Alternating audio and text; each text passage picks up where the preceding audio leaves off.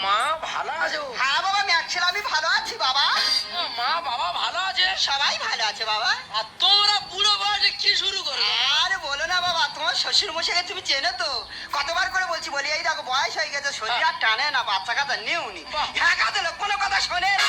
ও ভগবান দিচ্ছে আর তোমরা নিয়ে যাও। হ্যাঁ হ্যাঁ মা ফোটার টাইম হয়ে গেছে, ফোটা লাগাও। কপালটা একটু আগিয়ে দাও। হ্যাঁ ফোটা লাগাও। জামার কপালে দিলাম ফোঁটা, জামাই আমার 8 কুড়োর বেটা।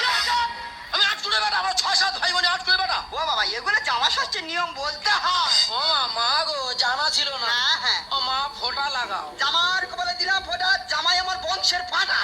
আমি পাটা পুরো ছাগলের উপর ফেলে দিয়েছো। ও বাবা বংশের বড় জামাই হলে এই নিয়ম কানুন গুলো বলতে হয়। ও জানা ছিল না, জানো মা? হ্যাঁ। ও, মা আশীর্বাদ দিলে সেরে নাও। হ্যাঁ হ্যাঁ আশীর্বাদ করি তোর মাথার কাছে, তুই ভিক্ষা করে খাবি মিলন মোড়ে। আমি ভিক্ষা যাবো না, আর্থিক অবস্থা ভালো আছে, আমি ভিক্ষা যাবো কেন? ও বাবা ভিখারি ছোট লোক না, ভিখারি সব থেকে ধনী লোক।